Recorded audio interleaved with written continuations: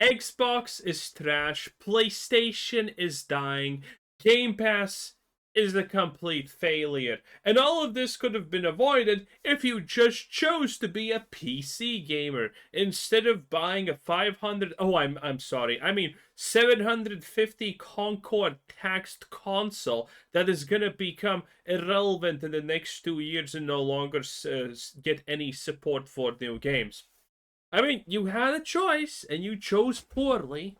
And that is the economy of the games industry. It was something I originally just didn't care about. I'm here to talk about the games, man. But all of a sudden, I start seeing these $80 games and developers doing crazy business practices. Well, if you are paying attention, you would know that the Outer Worlds 2 has got a $10 discount, which means no one's still gonna buy it. But again, honestly, hot take, boys, hot take here. It's not the problem of the games industry that the games are expensive. GTA 6 can be $100 and it's still gonna be 100% successful. But it's the fact that most games do not even deserve to be able to ask $20 for themselves, let alone 60, 50, 70, or 80. It's just not a real thing. Is like, hey, pay $100 to get this game before the arbitrary release date. And yeah, suddenly that topic sucks you in, especially as an indie developer. It definitely interests me to see where the money's going in this industry and how it's being spent. What we see here is an article from gamesindustry.biz, which features ex-PlayStation executive Sean Layden, who really made his name during the PlayStation 4 generation, which, right next to the PS2, is PlayStation's most prolific generation. It was that place that PlayStation really established a dominant foothold in gaming for the modern age. So for me, I take a lot of what Sean Layden says seriously. We'll be leaning into that, but we'll also be researching deeply where is the money going in the games industry and what the real problem is, and it's a spending issue. I've got many thoughts. I have a feeling this will be a chunky video, but ladies and gentlemen, if you're new here, consider subscribing. And before we begin, a quick word from today's sponsor. I love open world games. I love first person shooters. StarCraft X is speaking to me. It's got a living open world sandbox. It's a PvPvE extraction shooter. It's doing a lot of cool things, as Got it. illustrated by this article. Matt Piscatella of Circana shows this in a chart here. And what we take away from this is specifically double the amount of people are planning to spend less on gaming, but just generally speaking, less money is being spent on gaming and more on things like groceries, households, and what. Oh man, I talked about this yesterday, but it's the Times article that says Gen Z is stupid because they are spending money on useless things like groceries. Oh man, these dives, these deep dives, these analysis, these works, they're so insane, right? But you unironically called food a useless spending. I mean, damn. Why is that the case? Well, right now, given the state of the economy, generally speaking, you have to be very picky about where you're spending your money because it can shorten up fast on the things you need to live, your groceries, or I can speak from experience, interest rates on your house be crazy right now. Of course, the fear of tariffs and how that impacts the economy of objects produced around the globe. However, gaming always seemed to be immune from these things. That sounded like a shortened speech of, remember when the Evergreen or whatever it's called, the shipping thing in the strait? Yeah, when everyone was saying the logistics supply chain.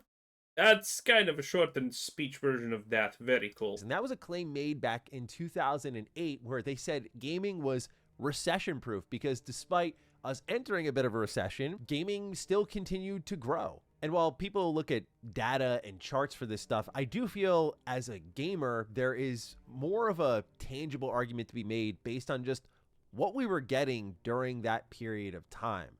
First off, they were consistently better games in many ways, right? This is subjective, of course, but games couldn't do everything or be anything. No, this is objective. Games previously were literally better. We have a 100% example of this being the truth, okay? And that is called the Elder Scrolls Oblivion Remaster. Easy. Easy. Okay?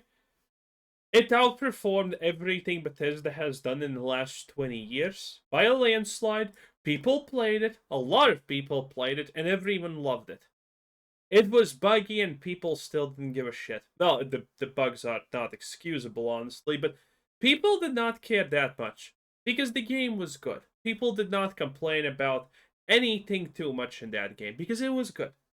And that proves that the old games were good. We're not just looking at it like rose-tinted goggles or something. No, no. Old games were better than the absolute slop fiestas that we are experiencing in the modern day.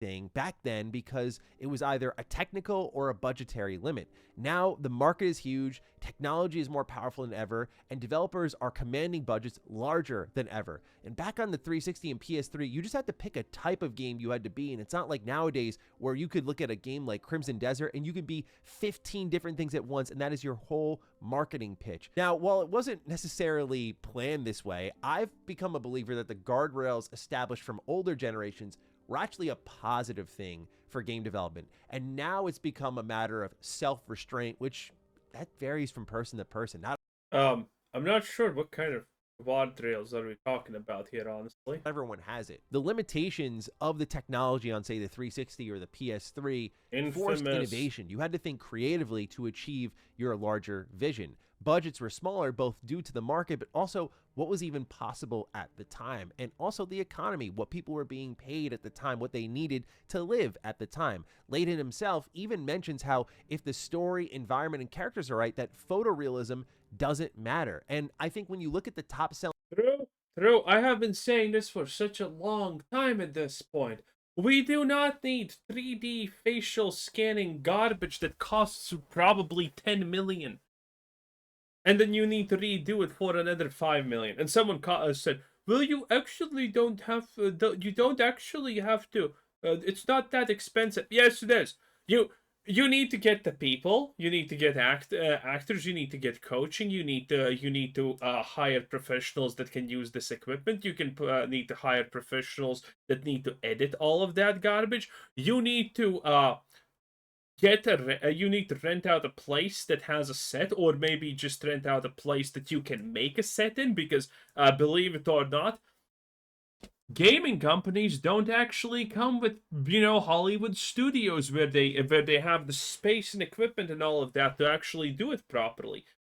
Like, it is so expensive and it is so unnecessary. It had so much extra work, it had so much extra expenses. And for what? Facial tracking? I'm pretty sure Dragon Age Veilguard had facial tracking, and my god was that garbage. I'm pretty sure Avowed had facial tracking, Mass Effect 3, not 3, but Andromeda had facial tracking. Assassin's Creed Shadows definitely has facial tracking, and that thing looks like it was made by some guy in the early 2000s by accident. It's an abysmal. It's abysmal. It's just bad on every level. games of this year, that is very much supported, whether it's a release back in April in Oblivion Remastered, which, yeah, that is not chasing photorealism. It looks good, but it's a crazy fantasy game. It's janky. It's $50. It's AA energy, and that's where a lot of the growth is, and obviously people are willing to spend their money there. Or if you want a more recent example, we've talked about it extensively both here on Retro Rebound, Mafia the Old Country is seeing some pretty strong sales out the gate for a $50 title as well. So these games are finding themselves in a pocket that people are appreciating and spending money on. And so I think, and also this is mentioned in the article, that the growth is going to be found in those AA projects where you have the flexibility of prior generations because of the lower budgets, and so you have to be more creative. But since technology has come so far along, you still have these games looking really good where you still question with certain titles like, bros, remember when we were coping about the fact that Unreal Engine 5 is going to come out and gaming is going to be so easier, so faster, and so better? I mean, here we are. Not a lot has honestly, sadly changed. Well, maybe in time it will. I'm still having hopes for that, but man, I was expecting better. is that AA? Secondly, and this is a really big one of why gaming was recession proof in 2008, we had way less content to wade through back then. There's plenty of great games nowadays. It's just almost impossible to find. Wait. We're talking about recession proof because of 2008? Oh wow, that is really stupid. them, or when you find them, it's a time issue. So A, it's overwhelming, and B, even if you're mounting up your Steam wish list and you're really interested in every game coming out, nobody in this world has the time to play all of these games, whether it's because they're endless or there's just a volume of good stuff coming out. And I don't know if there's a real solution to it, but there's no denying that when the market was smaller, the flood of games was also smaller. And so the most you'd get is maybe like 2 in a month. Now we get like 3 big games in a week. It's ridiculous. I also think it's how gamers were raised. If you're True. Most people probably think this is a joke, but the reality is, I don't cover all of the games. I'm actually more interested in what Bethesda is doing, Blizzard is doing, and a couple of other things like Ubisoft time to time, and maybe BioWare, and just to make fun of Xbox on a regular basis because they're trash. And so is PlayStation, but they get a little bit less of the shtick because I don't like Mario that much at least. The reality is, there's so many other AAA companies out there, and they are releasing stuff also. There is legitimately, like, pretty much a AAA release every single week at this point. Or at least a massive release every single week that is expected by millions of people. It is kind of crazy. raised on free iPad games and suddenly you're throwing an $80 price tag for a video game, you're probably going to recoil at that. And now you're mainly selling to people like me, the same people you've been selling to for a while and who know the business, but you're having trouble appealing to the new generation to grow the gaming business. But I also think that gaming's spine shouldn't be so flimsy and bend to the new way. Like, oh, they played apps when they were younger. That's the same as our console games. We have to change the whole business strategy and give these things out for free and nickel and dime our way to that $60, $70, $80 price tag and beyond. Like that same generation grew up with streaming apps in their houses. They're watching movies and TV in a non-traditional way, and yet still Bro, no one's watching fucking TV. Relax, okay? I have nieces, I have nephews. None of them even know what a television is any longer. They just know it's the place where you watch YouTube. That's it. That's what they know. Very simple. theaters managed to bounce back in a pretty meaningful way after the pandemic. They went to a significant low where people thought, that's it, it's done, it's dead.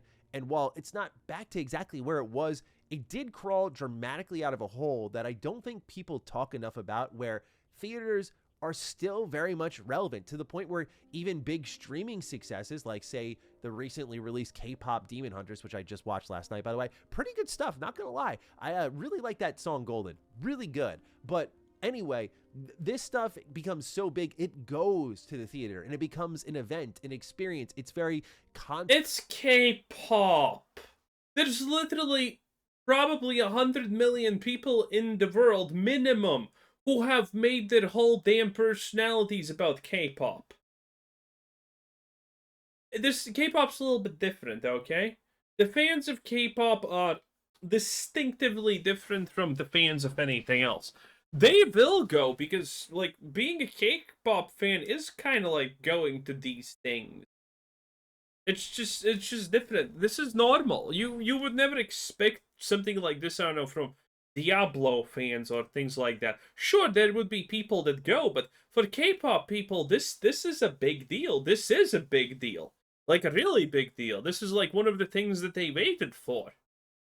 But not for others. like where, yeah, I have my Spotify and I fall in love with artists and I think they're great, but you go to the concert for the experience. And part of gaming is like, yeah, you can get the app for free on your iPad, but you're not getting like an incredible, for me, a Knights of the Republic, a full-scale Fallout game. I'm not getting that on an app for free on my iPad. I'm getting a heavily compromised product there that's likely asking me for money every step of the way. Yeah, but I mean, we know, and the developers know, and they obviously still want to sell you $60 full release things because reasons. I mean, it's not like the game industry is even. I don't. Wait, I'm confused. I kind of feel lost here in this video currently. I'm sorry. I just feel lost. Is Maddie's point here that everything's gonna be free to play, cheap, fast slop because the newer generation uses touchpads? Is that it? Is his point somehow that we're gonna lose full game releases because of that? I don't think it's gonna happen. If that would have already, hey, we're already at the point where this would have been a legit strategy to happen. Yeah, sure, there's more mobile releases. Everyone literally wants to be a Genshin Impact clone. But, I mean, still, damn. And I think if gaming was a little more strong-willed and not so desperate with leadership, I think this wouldn't be a big problem because sticking with it is a thing. A perfect example of hanging with something is the Tomb Raider reboot trilogy. In fact, Nice. it's one of the best examples in gaming and one of the most under-discussed. When this game first came out in 2013 and kicked off this new trilogy, it looked like Bro, are you kidding me? Do you know what this Tomb Raider reboot would look in the modern day? Holy hell, it would be a disaster. kind of a lost effort. 3.5 million sales. Okay, that's pretty good for the time, but Square Enix says it doesn't meet expectations, famously so.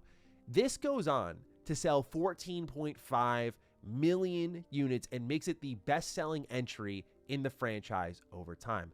You move down the line a little bit more. Okay, we were wrong about that. Let's do Rise of the Tomb Raider, but we're going to do it as a console exclusive to secure that bag because we're still a little bit unsure about this thing. Famously so, it's announced as an Xbox One exclusive. People are mad it's an Xbox One exclusive because Xbox One sucks at the time, even though PlayStation was money-hatting a ton of games. But it goes on to eventually sell, after flopping, 11.8 million units by November 2021. Again, it's a specific example, but look at what you can build. And this isn't just sales over time. The entire trilogy, including Shadow of the Tomb Raider, accounts for 38 million copies sold. That's hanging with something. I think part of the problem with gaming and this sort of recession-proof approach to it is that you actually hung with things back then. You actually got to... The thing about this is, yeah, sure, it sold a lot of copies, but the reality is probably a lot of those copies were sold for $5 at this point. That's why the start matters so much for game sales. Sure, you can sell 2 million copies in the next 3 years, in a time period when you could not pay back the loan to the bank, and now your IP has been taken by the bank and sold to someone else. Good job making a lot of money for a different company. That's how life happens. Trilogy done in a short period of time, which gave people motivation where, hey, 2 years, 3 years after that Tomb Raider reboot came out, I got a sequel. I'm going to check out the old entry. I'm going to pick that up. Sure, it might not be a sale at $60, but that fan base is huge. And of course, we know Tomb Raider is massive. That is one of the main reasons I think gaming is in a peculiar spot. It's not just the span of which it takes to get to a full trilogy. I look at Final Fantasy VII Remake, as fantastic as it is, it's going to take upwards of 3 generations to get that full story done. But it's not even that here. It's just the ability to hang with something, and if it's not explosive out the gate, letting it recover on the market. I think a great example of this too is Remedy and their games. They always come out flat, but make a ton of money off the back end through word of mouth, through reviews, through retrospectives, and just through sheer product quality. It's not going to be the business for everybody, but I do think a lot of these publishers are so reactive to those first 3 months on the market when you clearly hang with it and you can get something big out of it. So still sticking with this 2008 recession-proof reasoning, let's go to number 3. And perhaps the most important, I think the price was right. Nintendo has pushed the limit of game pricing past the now already high $70 to $80. GTA 6 is up next. Who knows where that's going to be? Meanwhile, you have games like Expedition, Mafia, Oblivion Remastered having strong successes at the $50 price point. Titles like The Outer Worlds 2 and Borderlands 4 have now balked at $80 and have settled at, again, the still... Bro, they're settling for those 2 games because it's gonna be a travesty. Borderlands 4 looks like a shit show. The Outer Worlds 2 is literally a game that took to heart zero complaints of the previous entry, and decided to just add new guns that shoot confetti because autism. Very high, $70. Now, ex-PlayStation executive Sean Layden did suggest that maybe game prices could have crawled up every generation because now companies are eating their profit margins to keep games in an acceptable area. But the answer for a lot of these companies has been to nickel and dime you the whole way, and that used to be reserved for multiplayer games. But nowadays, this is even a solution for single-player games. I think it's just not labeled as such. I think excluding Kingdom Come Deliverance 2 this year, pretty much every major RPG is guilty of this, even ones I adore. Let's use one not viewed as favorably, Starfield. That game needed serious work out the gate to get to where it needs to be, and we'll still see if with the upcoming updates Bethesda nails that. Wait. That almost sounded like there has been a single update so far that actually legitimately makes the game better.